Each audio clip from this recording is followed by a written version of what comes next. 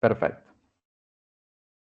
Bueno, el primer texto es el texto de Atul Kohli. Atul Kohli es un economista indio, de la India, que realmente ha hecho trabajos muy importantes en la teoría del desarrollo y que, bueno, efectivamente se pregunta qué factores, aparte de las burocracias, siguiendo ese famoso texto de Evans y Rauch, ¿no? Como algunas características burocráticas fomentan, ¿no?, procesos de desarrollo.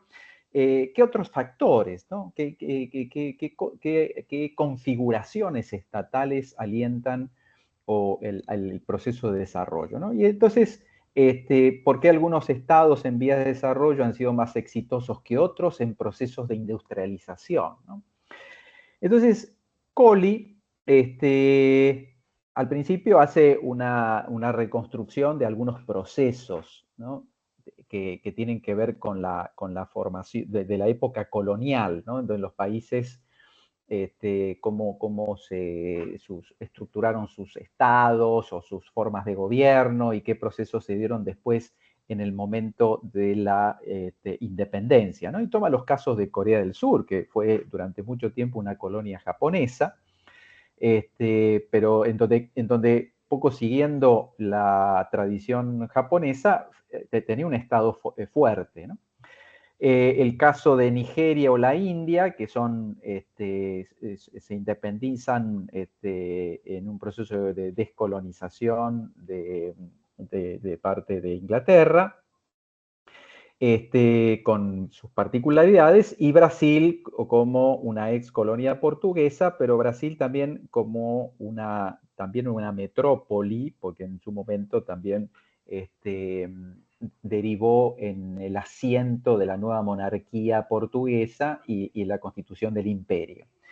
Diversos caminos moldean diferentes tipos de Estado. Y lo que quiere vincular Colli es los tipos de configuración de Estado, sociedad, con la factibilidad de llevar adelante procesos de industrialización a partir de algunos estudios de caso, ¿no? Y también Colli recuerda que, contrariamente a lo que manifestaba el consenso de Washington, la etapa de crecimiento económico se dio en el periodo de mayor intervención del Estado y de sustitución de importaciones. A diferencia del periodo después de ajuste estructural que se dio a partir de la década del 80 y 90, que todos esos denostados años de la posguerra con un fuerte crecimiento de la intervención estatal fueron épocas de importante crecimiento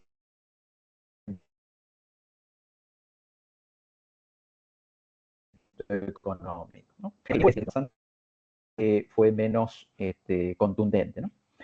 Y destaca esto como un tipo de intervención prudente y efectiva mejoró el tipo de desempeño en materia de industrialización en países del capitalismo tardío, ¿no?, que son los países que durante el siglo XX son los que acceden, digamos, a niveles de bienestar importante, países que, recordemos, son los que había estudiado el texto ese de Evans. Recuerden el texto que hablaba sobre la autonomía enraizada y esas burocracias meritocráticas. Un poco sigue algo de la agenda de investigación de Evans.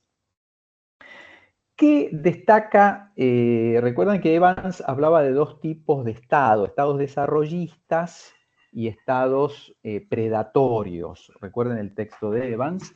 Bueno, en este caso, Colli identifica a partir de sus casos tres tipos de estados, ¿no? Estados que llama neopatrimonialistas, que son los que más se parecen a los llamados estados predatorios de Evans, donde no hay una clara distinción entre una esfera pública y privada, la autoridad no está muy legitimada, escasas capacidades estatales, escaso proceso de centralización y de monopolio de la autoridad por parte del Estado, que también refleja las descripciones que vimos de Migdal, ¿no?, en la clase 9, de esos estados que tenían que legitimarse y negociar con actores locales muy poderosos y que a veces destruían las capacidades estatales para asegurar su supervivencia, ¿no? Entonces, estados neopatrimonialistas. Después habla de Corea del Sur como un ejemplo y Japón también como estados capitalistas cohesivos. Dice, son burocracias, hay burocracias centralizadas y muy competentes, con una autoridad política muy legitimada y con, digamos, herramientas eficaces, una capacidad estatal muy importante, pero en general son regímenes autoritarios, ¿no? Que utilizan la movilización ideológica para legitimarse, ¿no? Entonces, recordemos que tanto Japón como Corea en la década de los 50 eran países más autoritarios de lo que son ahora, ¿no? Y son entonces ese tipo, digamos, de estructura. Y por otro lado, habla de la India y Brasil, y yo digo, con Brasil habla de muchos países de la región, de América Latina, que son los estados fragmentados multiclase, ¿no? Son estados modernos, con una autoridad que de alguna manera controlada en su desempeño, pero fragmentada también, porque es el producto de una amplia alianza de clases. Son en general estados que aspiran a un tipo de procesos democráticos, en donde en principio, salvo los interregnos autoritarios, militares autoritarios, no tienen el nivel de autoritarismo que tenían esos países del este asiático, ¿no?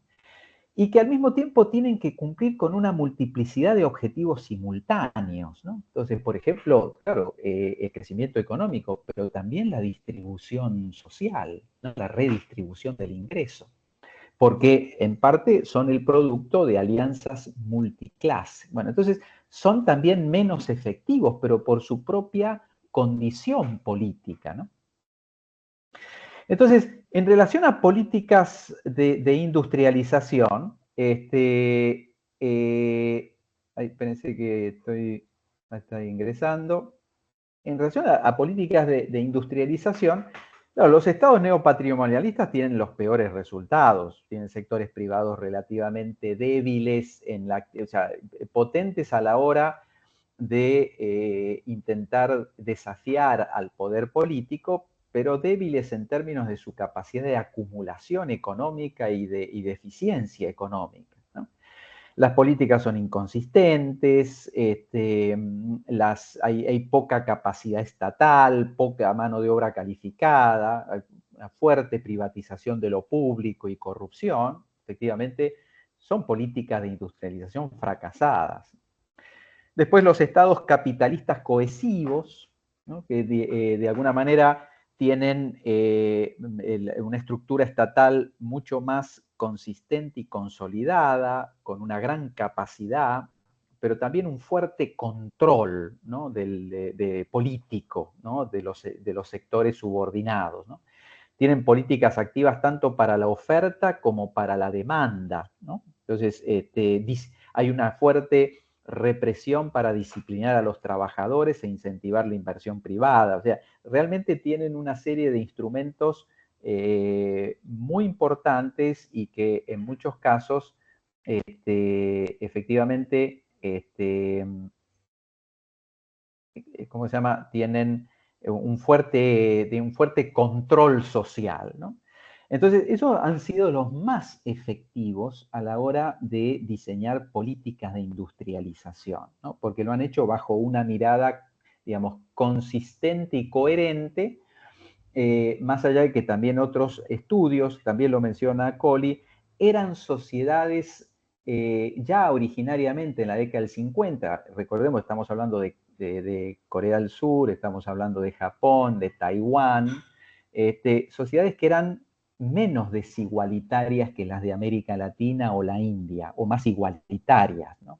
Con los niveles de desigualdad mucho más bajos, ¿no? Por lo tanto, el reclamo social, que está más controlado políticamente por regímenes más represores o represivos, de todas maneras, socialmente es una sociedad menos inequitativa que las latinoamericanas, por ejemplo.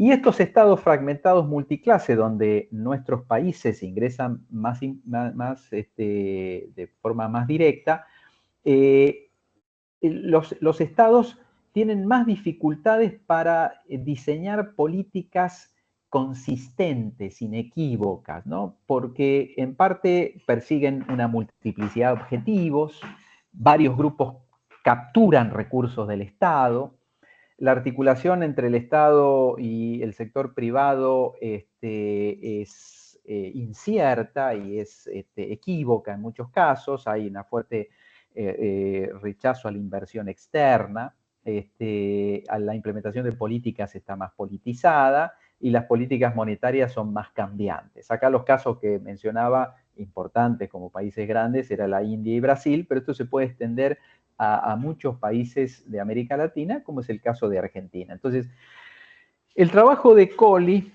para sintetizarlo de alguna manera, es un trabajo que menciona los efectos que tienen las configuraciones estatales en el desarrollo económico, pero también qué configuraciones estatales, qué tipo de conformaciones Estado-sociedad han sido las más efectivas en términos de crecimiento, industrialización, promoción de exportaciones, a partir de los casos que él menciona, en donde a esa tipología utiliza una tipología de 3 tipos de estados en lugar de solo 2 que utiliza.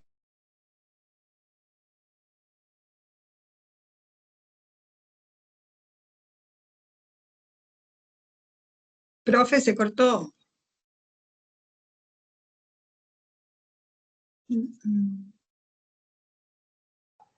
Sí, se cortó el sonido. El trabajo de Evans.